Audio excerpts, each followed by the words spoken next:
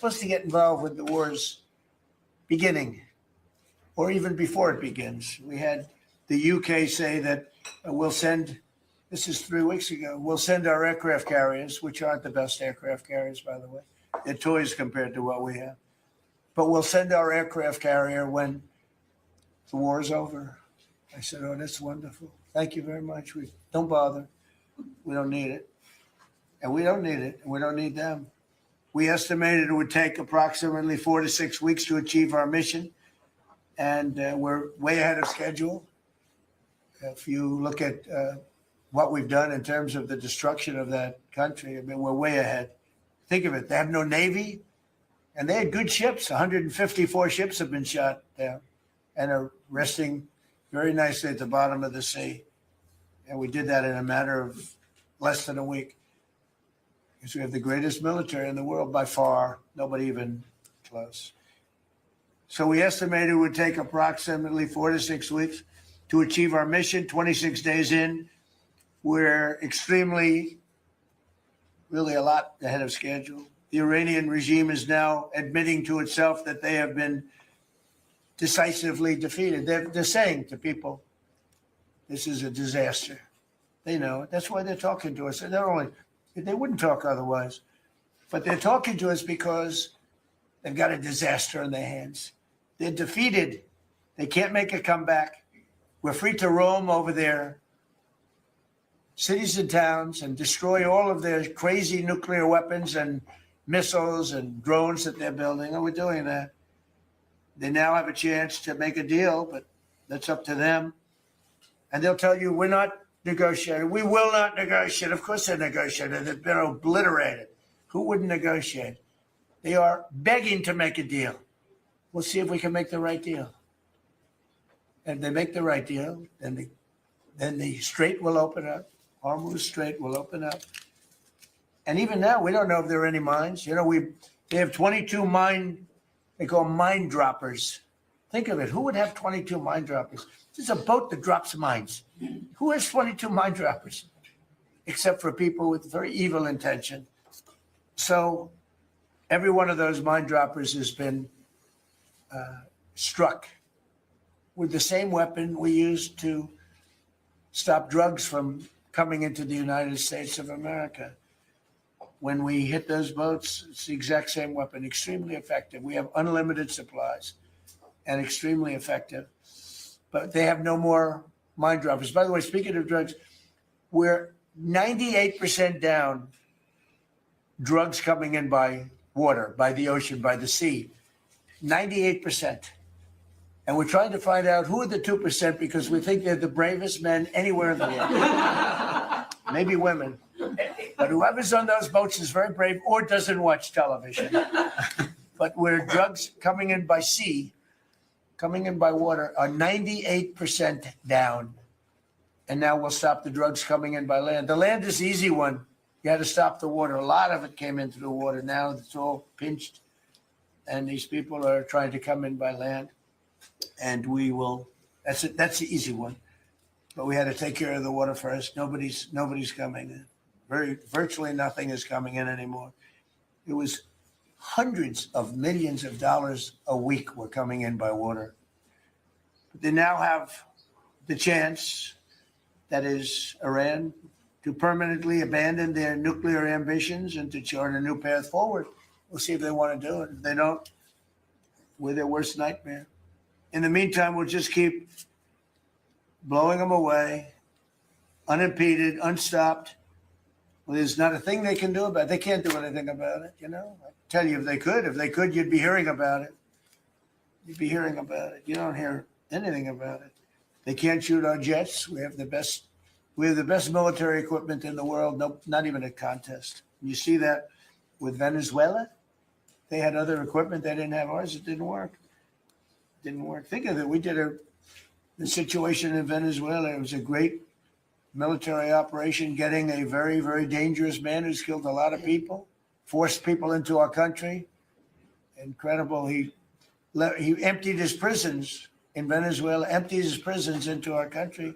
And I hope that charge will be brought at some point, because that was a big charge that hasn't been brought yet. It should be brought. He emptied his prisons into our country and was a major purveyor of drugs coming into our country. And he's now been captured and, I guess be given a fair trial. But I would imagine there are other trials coming because they've really sued him just at a fraction of the kind of things that he's done. Other cases are going to be brought, as you probably know. In the meantime, with Iran, we're going to keep doing what we've been doing. And nobody's a match for the United States, but they're not a match for the United States. It's small potatoes. That's why I'm so disappointed in NATO, because this was a test for NATO. This was a test. You can help us. You don't have to. But if you don't have, if you don't do that, we're going to remember. Just remember this in a number of months from now. Remember my statements. They have an expression, a great expression. Never forget. Never forget. So as we end threats to America abroad, we're focused here at home on building the greatest economy in the history of the world. Now, before this started, the Dow hit 50,000. The S&P hit 7,000. Both of those achievements were not achievable. Every one of you, most of you, I guess, said you'll never hit 50,000 during a 4-year period because it was too high a number. Well, we hit it in our first year. And I said, well, now we have to take an excursion to Iran and we have to stop this maniac who's no longer with us. The supreme leader wasn't so supreme, no longer with us. It's very sad. But we have to stop him from blowing up the world, blowing up the Middle East, and blowing up our country. And we did that. And frankly, I thought the oil prices would go up more, and I thought the stock market would go down more. Hasn't been nearly as severe as I thought. I think they have confidence in maybe the American president and maybe the people sitting around this table.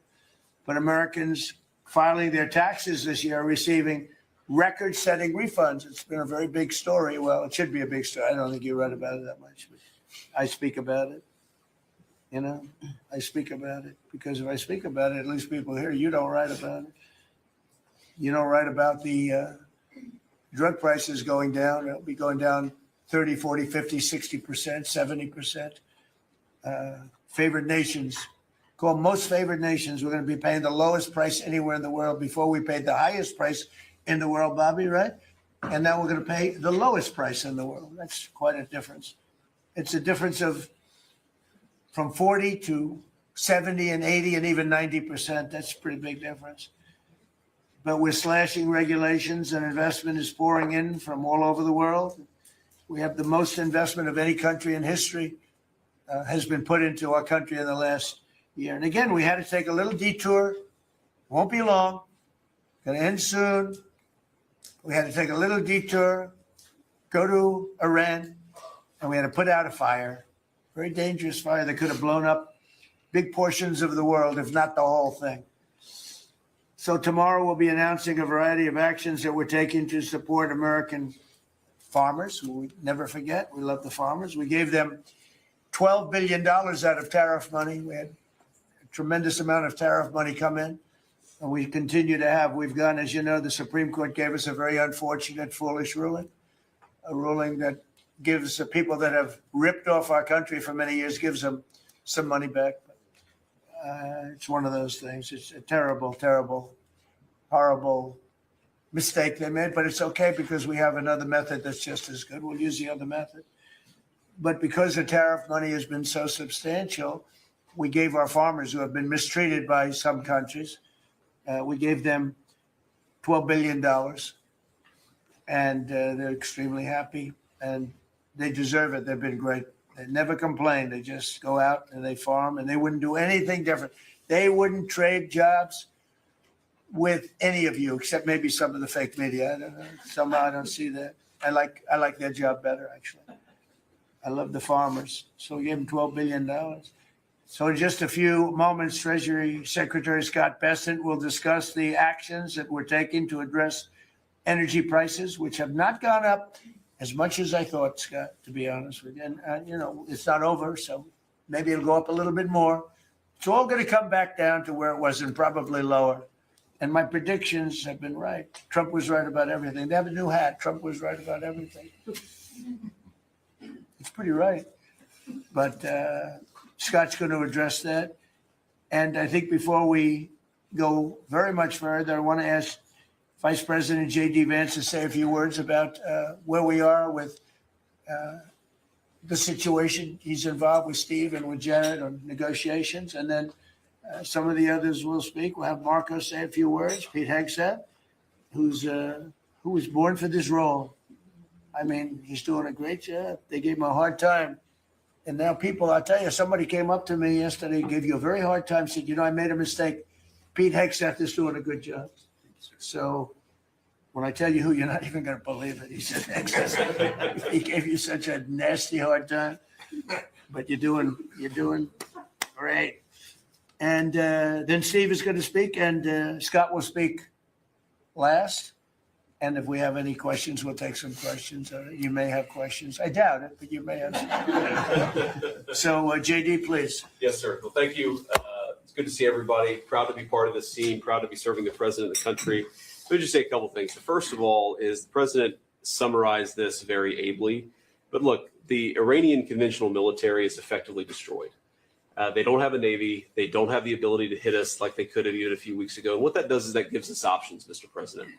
Now, there's been a lot of reporting about diplomatic options, about negotiations. There's, of course, Pete and his team. There are further military options. But what we have now that we didn't have when the president took over just a little over a year ago is the ability to use every tool at our disposal to ensure that Iran doesn't get a nuclear weapon. Because when I say options, I think it's important the American people know options for what? And it's options to ensure that Iran never has a nuclear weapon. You talk about people who walk into a crowded supermarket and have a vest on, and they blow up the vest and a couple of people get killed, and that's a terrible tragedy. What happens when what's on the vest is not something that can kill a couple of people, but can kill many, many tens of thousands of people? That is the most important American national security objective that exists for any administration at any time, is you don't want the worst people in the world to have a nuclear weapon. That's why the president is doing this. That's why the president cares so much about this particular issue. I'll let Steve talk a little bit about the details of the negotiation. But the last thing I'll say before I turn it over to Marco is I'm very mindful, of course, that we have a lot of folks overseas fighting very ably for the United States of America. I know Pete and the whole team, we're very proud of them, but they're fighting at a time where we are about to enter as Christians the most important week of the Christian calendar, the Holy Week that celebrates the return of Jesus Christ to Jerusalem. And so I want to say to all of my fellow American Christians, but particularly those serving in the Gulf, that I wish you all a very blessed Easter, a very blessed Holy Week, and we continue to stand behind you and continue to support you every step of the way. Thank you, sir. Thank you very much. Marco? The most important job any president has is to keep the American people safe. And every president says it, but we have a president that means it and does something about it. As the president outlined very clearly to the world on the night this operation began, Iran has been at war with the United States for 47 years. For 47 years, Iran has been killing Americans and attacking Americans across this planet. And other presidents had an opportunity to do something about it. And they all warned about how Iran was dangerous, but they refused to act. And this president's not someone that's going to refuse to act. He's not going to leave a danger like this in place. He's going to address it, and that is what he is doing. From the very first night of this operation, the president made it very clear. People like this, and now what I'm talking about is not the people of Iran. The people that run this country are radical Shia clerics. These are religious fanatics. Look what they are doing now. At their weakest point, this is the weakest Iran has ever been, and look at what they're doing. They're attacking embassies. They're attacking hotels. Imagine what these people would do if they had a nuclear weapon. That is an unacceptable risk for the world. By the way, the president's not just doing a favor to the United States and to our people. This is for the world. He defined very clearly on the first night of this operation what the goal was. We were going to destroy Iran's Navy, and that is happening. We were going to, if it hasn't already happened, I'll let Pete speak to the specifics of it. We were going to destroy their missile launching capabilities. We're well on our way to achieving that goal. We were going to destroy the factories so they couldn't make more missiles and more drones. And that is moving forward. Every single objective the president clearly laid out on the first night of this operation is being effectuated. Again, Pete will speak to the specifics of it. This has been an incredibly successful operation. Every day, it may not get covered because, we're unlike them. We're not We're not bombing embassies and hotels. We're hitting military targets. But every day, the Department of War lets the drummer get wicked over every portion of Iran that has these military capabilities, and the results are going to bear fruit for the world. The world is going to be a safer and a better place when President Trump's mission here is achieved. And frankly, I think countries around the world, even those that are out there complaining about this a little bit, should actually be grateful that the United States has a president that's willing to confront a threat like this and not allow it to continue to persist. Because these people will kill as many Americans as they have a chance to do. And if they have a nuclear weapon, as the vice president pointed out, they could kill millions of Americans in the future. And that is a risk that was not going to continue to exist as long as we had this president. Thank you, Marco. You know, it's very interesting because yesterday I was watching, is it Anthony Blinken? And he was saying that they should have done it. But they didn't do it. Nobody did it. Nobody did it. For 47 years, Marco, that's the number, 47. I guess now it's 48 because we've been saying 47 for a long time. It's probably 48. But for 47, 48 years, every president should have done this. And some are saying now that they made a big mistake in not doing it, but we're taking care of business. Steve Witkoff, please. Mr. President, it is my distinct honor to be a member of the cabinet and to report to you and your team on our negotiations with Iran. Mr. President, you directed Jared and I to pursue a diplomatic resolution with Iran prior to Operation Epic Fury, which we did.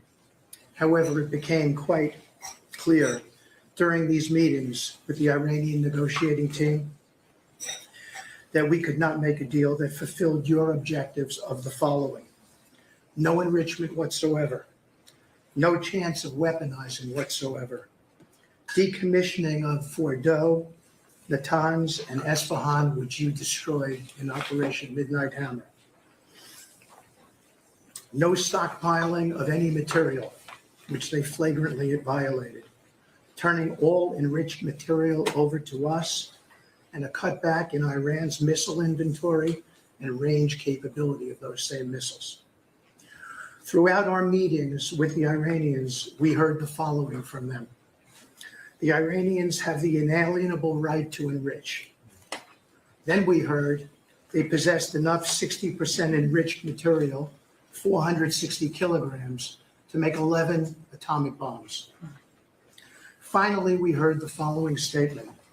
They would not give up diplomatically what we could not win militarily. In other words, they were again miscalculating the success of Midnight Hammer, which was a total success. These are incontrovertible signs, among many other signs, sir,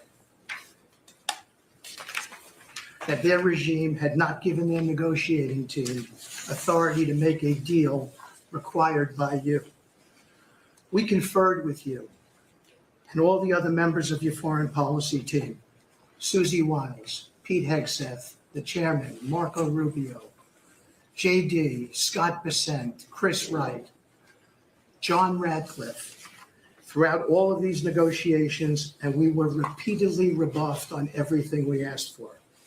I have no doubt that we exhausted all efforts on behalf of a peaceful resolution, as you directed.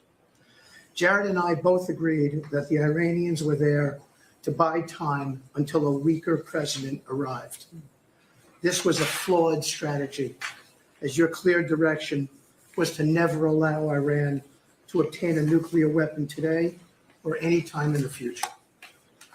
Against that backdrop and our compelling military successes in Epic Fury, we have had multiple reach outs from the region and others who want to play a role in ending this conflict peacefully.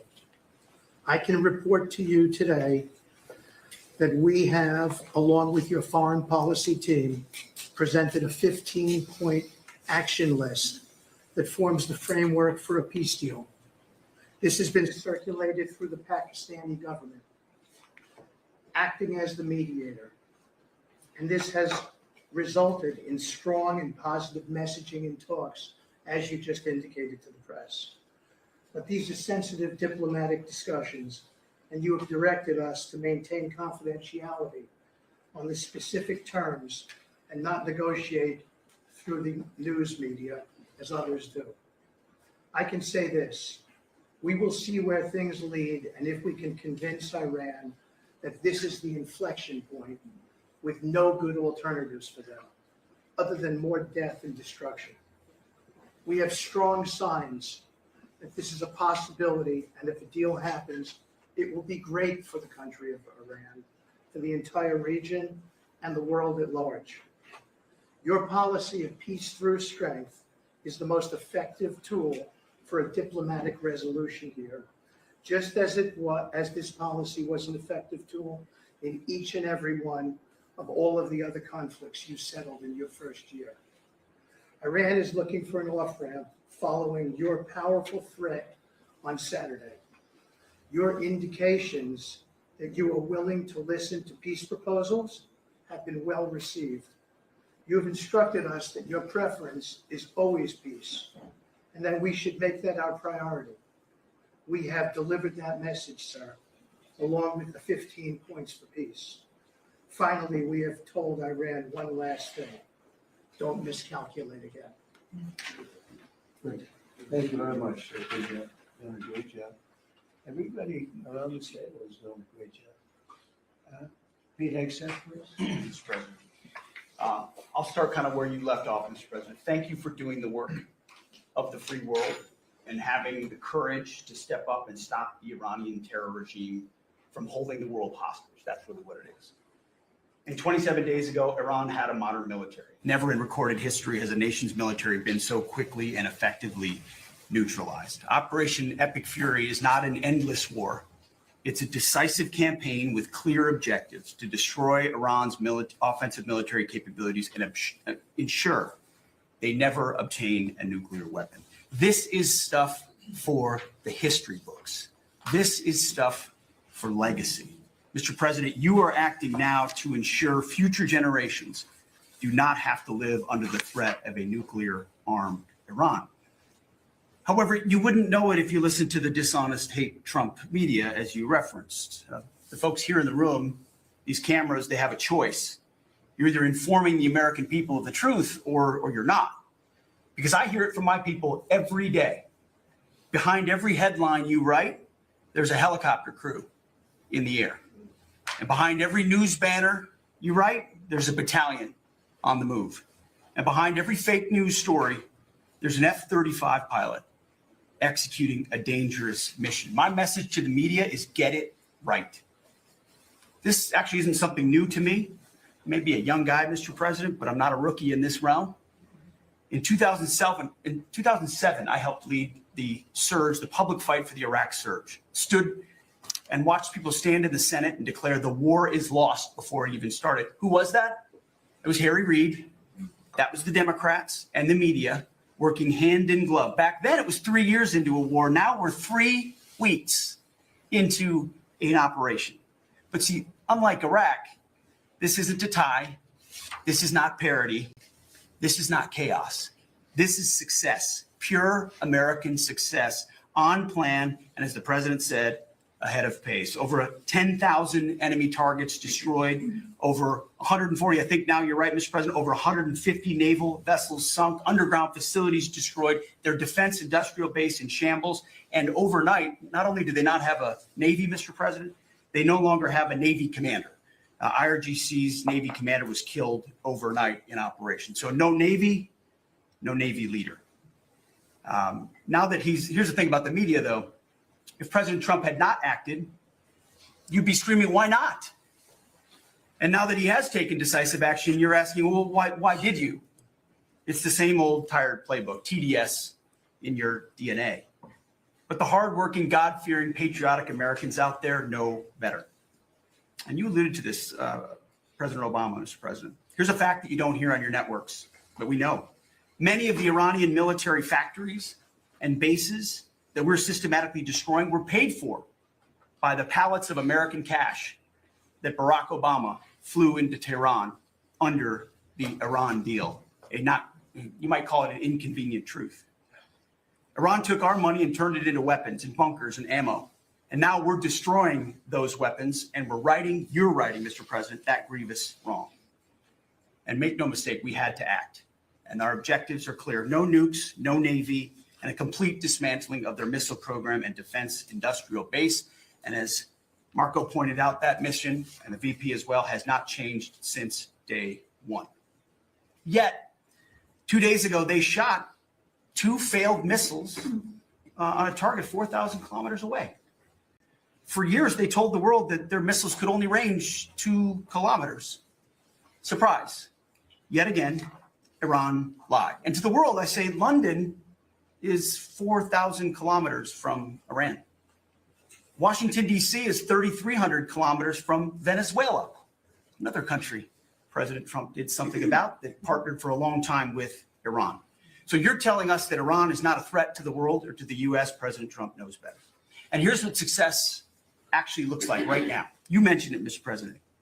A-10 Warthogs, if you know them, you love them, and Apache helicopter gunships are flying strike missions inside Iranian airspace and throughout the Strait of Hormuz at will. See, you only send these slow, low-flying, close air support platforms when the enemy has no meaningful air defenses left. Their presence is proof that Iran's air defenses are gone. Their command and control is shattered, their top leaders hiding in underground bunkers, while their mid-level commanders are being crushed in the field. The morale of their fighters plummeting. We see that disconnect daily. They're privately admitting, as you said, Mr. President, very heavy losses. We know that. President Trump has given us a clear mission. Our capabilities are only going up and Iran's are plummeting. We are here to win, and we're full speed ahead. So, Steve, we appreciate your efforts. We pray for a deal, and we welcome a deal, and we have the ultimate deal maker to make it happen. But in the meantime, as I said yesterday, the Department of War will continue negotiating with bombs. War is negotiation by other means. And finally, I want to thank our incredible troops, our pilots, crews, sailors, refuelers, air defenders, the absolute best of America, the real 1% of our country. This president, President Trump, has your back.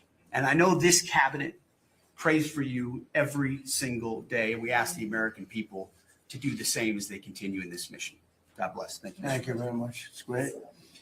I think before I ask Scott to say a couple of words, it would be great if people like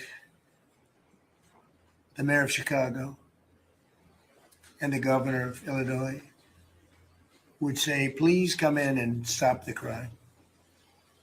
A beautiful young lady was killed the other day, and the father was a very good friend of Dan Scavino. And he took it very hard. Dan took it very hard, like the father, friends. They grew up together. And it's a young lady whose life would be saved if we did what we did as an example in Washington, D.C., which is now a safe city. All the time, people come up to me in the building, people that work here, they say, thank you so much. I know immediately what they're talking about. They're able to walk to work. They walk to work. You all walk to work. Some of you were mugged. I know you told me stories. Some of you were mugged. One person in particular was viciously mugged in the group right here. It's not happening anymore. You have a safe city. Louisiana, the governor of Louisiana called me, could you help me with New Orleans? They just had the Mardi Gras. He said it was the safest Mardi Gras we've ever had. Sounds terrible to say. No murders. You know, it sounds like, who would say this? No murders. But they always had murders. They had a lot of crime during Mardi Gras. He said virtually no crime. We had the troops down there. Memphis, Tennessee, I just got back. We were there. Crime is down 75%. In a short period of time, we're there 5 months. We could do that for Chicago. We could do that for New York. We could do that for LA. And we could do that for, frankly, San Francisco. I know they have a mayor who's trying very hard. He's a Democrat, but he's trying very hard. But we can do it much more effectively because he can't do what we do. He can't take people out from the city and bring them back to the country from where they came, where they were in prisons. They were allowed to go in prisons. There were drug dealers, the highest level drug dealers, murderers, 11,888 murders. We do things that they can't do. I had friends calling me up from San Francisco. Could you give him a chance? I said, absolutely. If you want, I'll give him a chance. He's trying. He's doing okay, but we could do much better. We could make it a lot safer than it is. San Francisco, a great city, was a great city, could quickly become a great city again. But, you know, they're going very slowly. I tell my friends they're very substantial people. They're in a certain business where people have made a lot of money. I don't hope that lasts. But they have a tremendous potential. It was one of the greatest cities in the world. Now it's got a lot of crime. And the mayor is really trying it. Again, a Democrat trying. And I spoke to him. He just wants to have a chance. And I said, we'll give you a chance. But we can solve it very quickly. This young lady would be around today if we were around, because we have nobody coming through our border. I mean, literally for 9 months, it's zero. It's hard to believe that number could be possible because millions of people came in through Biden. But nobody even tries. We don't have the caravans of thousands, 25, 30,000 people pouring into our border. They come up in caravans. We don't have caravans anymore. There's no such thing anymore. There's a name that I think I developed, but somebody developed it, but I think it was me. I thought it was inappropriate. And thousands of people would come up and just barge into our country, totally unchecked, totally unvetted. And this man came in, Dan, right? And he came in through the ridiculous open border of Biden. If we were there, the election was rigged. What are you going to do? Came back, big comeback. But if we were there, we wouldn't have had people coming through. It's amazing. You know, it's so easy now because everyone knows they're not getting through. We don't have any caravans. Once they know that, when it was easy to come through. When I heard that they had an open border policy, I said, boy, this is going to be, I couldn't believe it. But when it was actually, you know, it dawned on me because I had built 1,000 miles of wall and we were finishing up some and he didn't want to finish it up. I said, they really do want to have an open border. And we got it finished. But that young lady would be alive today. And she'd be alive for another reason, because we would have the National Guard in Chicago and in New York and in other places. And they love doing it. It's like training, to be honest. It's actually training. I never want to take them out of D.C. I mean, maybe somebody later on will do it, but I never want to take it. You know, the people, they look, they say, we feel so good, we feel so safe. We see these beautiful, strong people, and they're so nice. They help. They open the doors for people. They carry bags. They pick up paper when they see paper on the ground. I looked at D.C. last night. I drove to make a speech, and I drove through, and I said, take me this way, take me that way. The city's clean. The fences are down.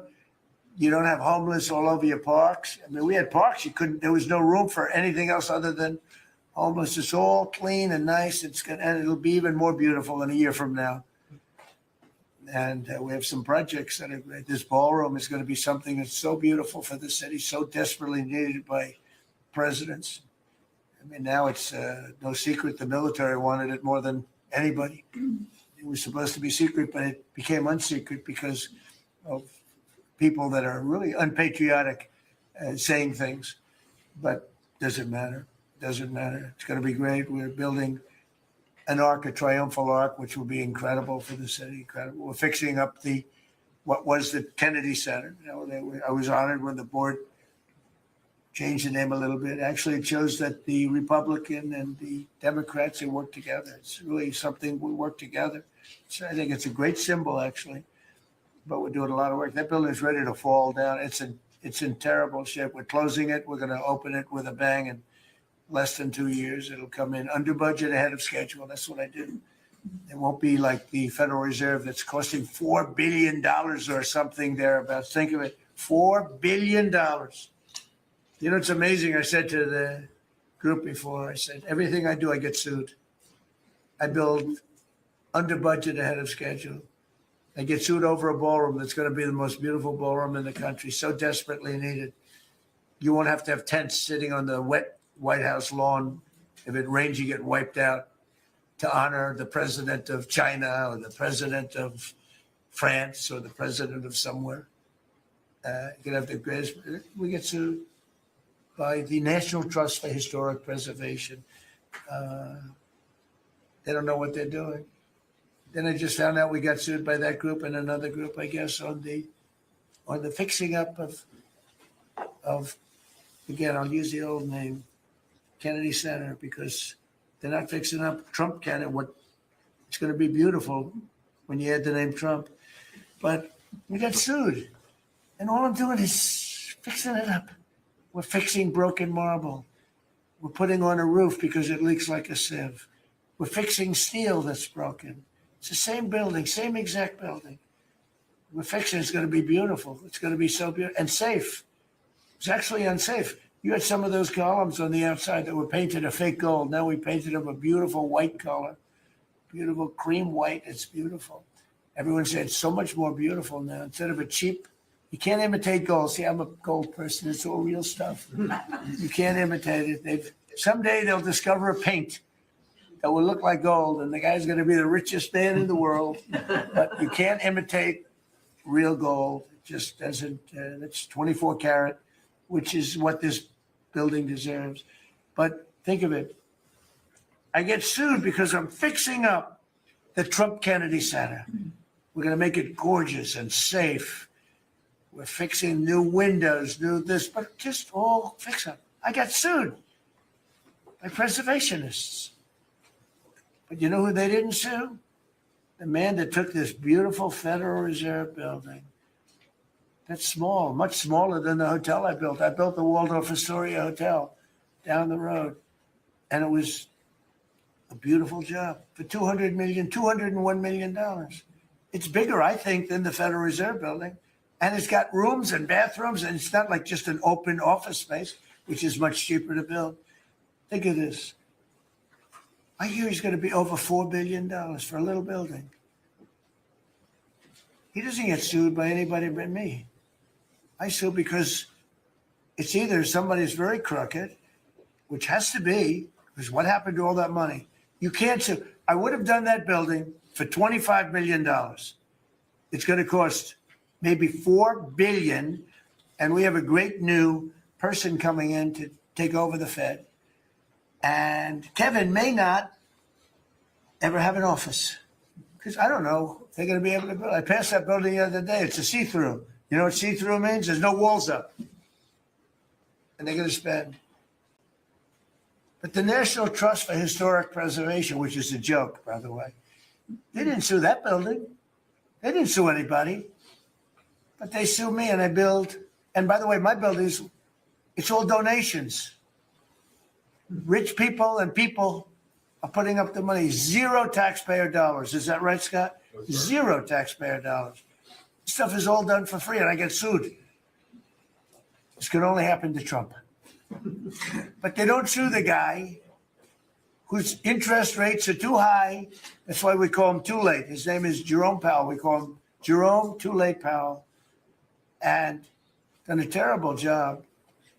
He suffers from Trump derangement syndrome, as he probably should, because I hit him pretty hard. So I don't blame him. But they don't sue a man who has taken this gorgeous building, ripped it down from the inside, taken ceilings that are as beautiful as you've ever seen, taken the ceilings down instead of leaving them, taking walls down that were 2 feet thick of solid concrete and plaster, replacing them with 6-inch walls with no insulation. I said, let me ask you, are you going to put insulation in? No, it's not in the budget. Oh.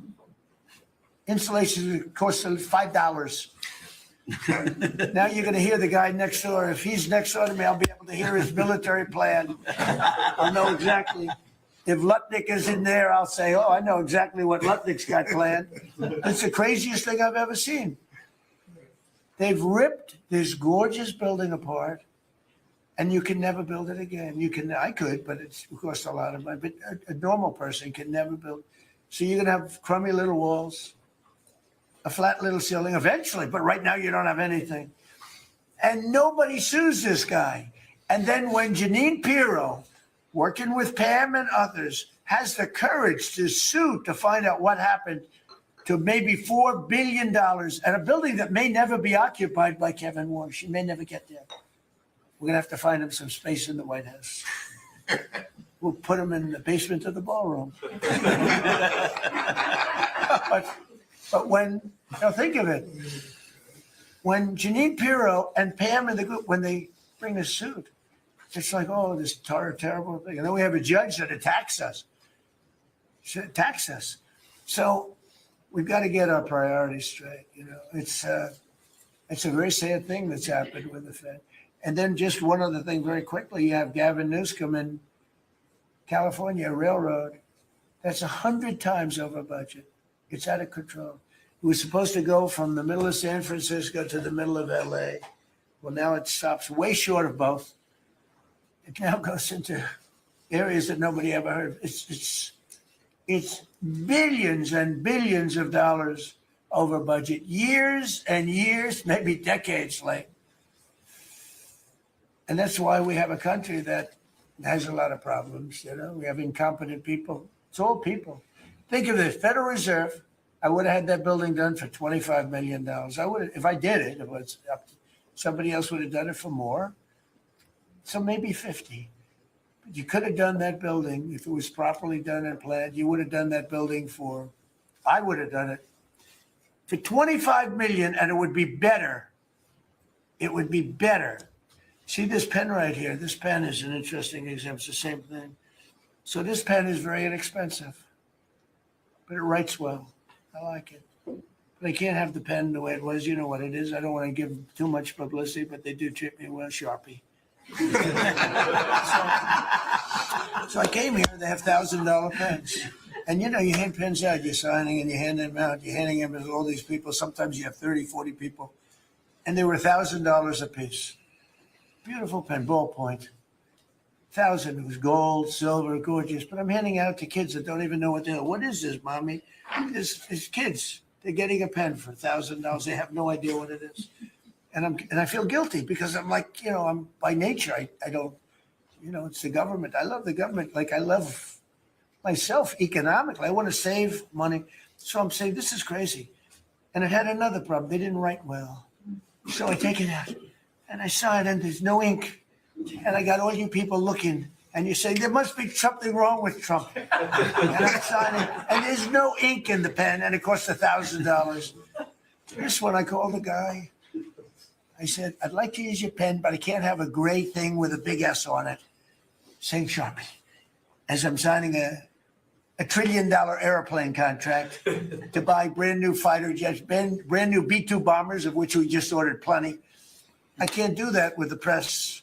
Use your pen, but I like the pen the best. But I'll sign it. I could do like Biden did, you know, give it to somebody else to sign or an auto pen, or maybe sign it separately in another room, but I can't use your pen. He said, well, I can make it nicer. I said, what can you do? He said, I'll paint it black. I said, that's nice. And I could even paint the White House on it, sir, if you like, in gold. Almost real gold, not bad. And I could even do your signature, sir. And by the way, this was not staged. I just saw the pen sit there. I thought of this as an example of how $25 million spent by me at the Federal Reserve Building would be a better job than $4 billion that they're spending. And you know, one of the things that Kevin Warsh told me, he said they ripped down the nicest building. I don't know what building they're talking about. They ripped down a building, Scott, right? Kevin Warsh said it's the most beautiful building in Washington. He said the most beautiful space. They ripped it down. Why did they do that? I don't know. Do you know what he's talking about? Is it true? Yes, sir. They ripped it down. We have a moron at the Fed. Who wouldn't be lowering interest rates right now? But I want to thank Jeanine Pirro and Pam and her group for having the courage to bring this suit. And I believe that the contractor on that job is probably one of the richest men in the country right now. I believe that it's not possible to spend that kind of money. $3 billion, $4 billion. Nobody knows. Nobody has any idea what